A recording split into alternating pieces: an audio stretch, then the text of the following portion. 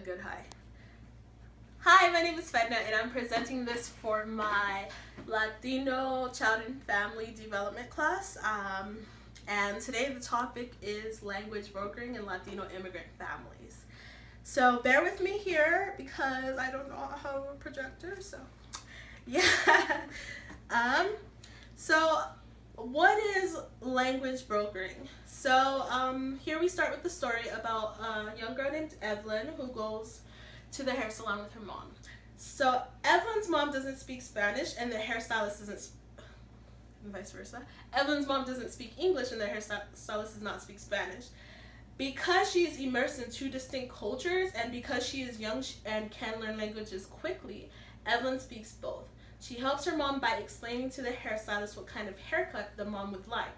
When the hairstylist has questions, Evelyn translated them to her mom and then relays the answers back to the hairstylist in English.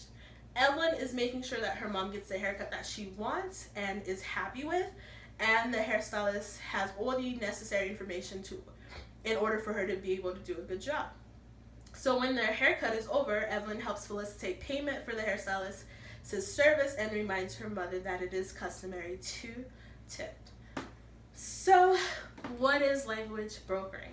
So the previous story is an example of language brokering. So we have a young child translating because both adults do not speak the language that the other speaks.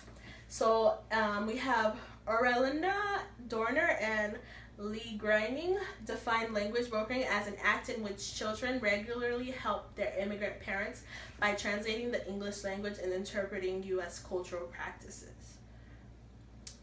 What is language brokering? Continued. So these authors also noted that children take on a wide variety of translating tasks, which require considerable linguistic, arithmetic, and cultural dexterity.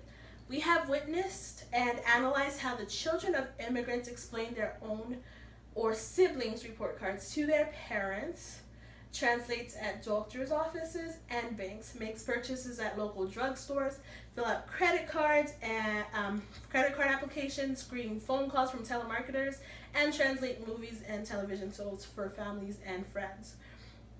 This practice has also been called natural translation. This you can see through Harris and Sherwood, family interpretation by Valdez, and or paraphrasing, and that's through Aurelina. And so with language brokering, there are two parts. So as evidence, the act of language brokering is not confined simply to language translation. Rather, the practice requires both an understanding of language and a social norm on the child's part. These are both essential to successful language brokering. So the linguistic aspect of language brokering. Children are able to learn the language more quickly than adults. The linguist Noam Chomsky said, the child acquires language knowledge on the basis of a very rich biological endowment that determines quite precisely the kinds of systems that can develop in language growth. Children of immigrants are immersed in both the home culture of their parent as well as the dominant culture of the place in which they currently live. This includes exposure to language and the kinds of systems that can develop in language. Because I missed so many.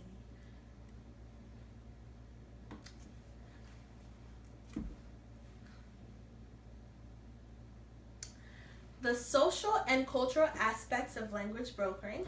The social aspect of language brokering depends heavily on acculturation. Acculturation is defined as a sociological process in which cultural change resulted from contact between two autonomous and independent cultural groups. Smolsky Rose stated, also noted that acculturation is a process flowing from contact between dominant and non-dominant groups to conflict or crisis between those groups that eventually resulted in adaptation by one or both groups. Usually the non-dominant group has been strongly influenced to take on the norm, values, and the behaviors espoused by the dominant group.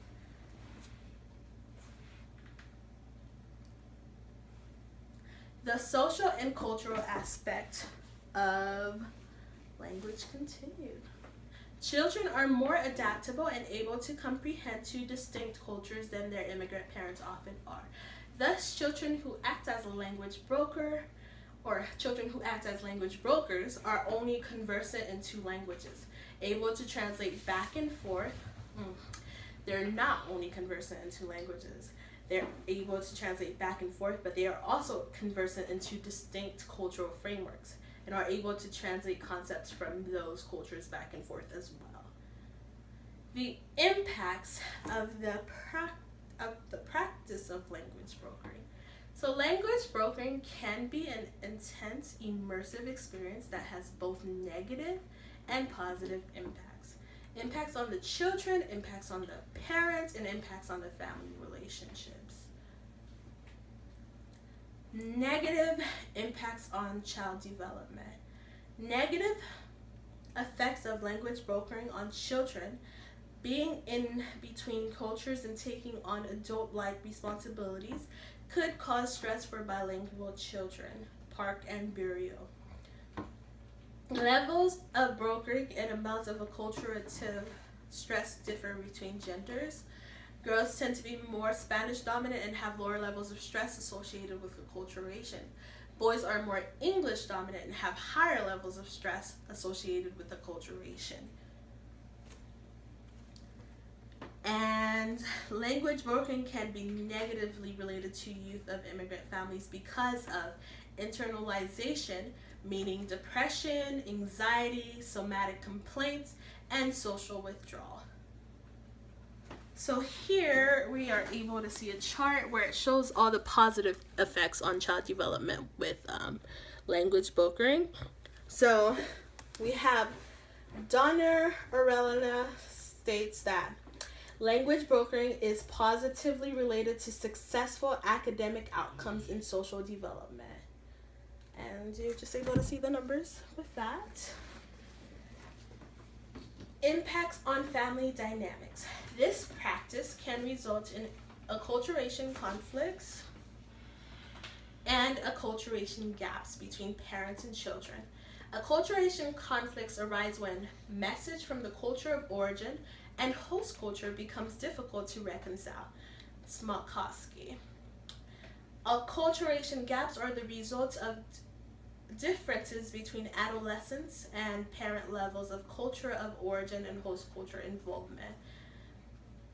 However, language brokering is helping out the family, meaning that it contributes to the important Latino cultural standard of Felicismo, which is, one family unit.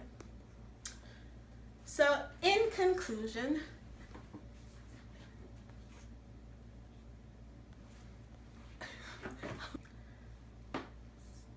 to conclude, during the acculturation process, it is very likely that Latino children in the United States will act as language brokers for their immigrant parents. This gives the children important developmental experience, resulting in better grades at school. This process can be stressful or highlight the cultural difference between parents and children, which can lead to conflict. However, language brokering is important and has overall beneficial effects on children, helping them to learn and grow cognitively. So, just in my little experience, I was not born in this country, but I came at a really young age, and I had that one parent that didn't speak the language of the rest of America, I guess. And so I picked up on English pretty well because I came when I was 5. And so I started kindergarten with everybody, which is when you start to, most people start in preschool, but you begin to develop sentences and speak properly, speak better in kindergarten. So I began that language structuring. I'm able to see that as a child, I learned a lot better. And so I was that person that would bring my report card back to my parents and is like, oh look, I got all, back in elementary it was S's and O's, and then they went to A's and B's. A's and B's are really stressful. But so I went to that, and I was able to help my dad or translate to for my dad when people came over and he just simply did not understand. And so I can see the positive effects of that, and I am grateful that I'm able to speak another language still and be able to, like, I guess, provide another opportunity for people to better understand that language brokering and have that successful story. There were negative parts of it as well. Just there was stress having to always translate for my father or whoever else was around. Like, we have that concept of familismo. I can't even say it right now. But we all have that concept, I think, in most like islands and stuff like that. I'm Haitian, so I'm not I'm not Hispanic, but we have that same concept, and so it wasn't just for my dad. It was like whoever was around that simply did not understand. I was able to help them. I wasn't like the greatest at English, but I was good enough, and I got to the point where I was great.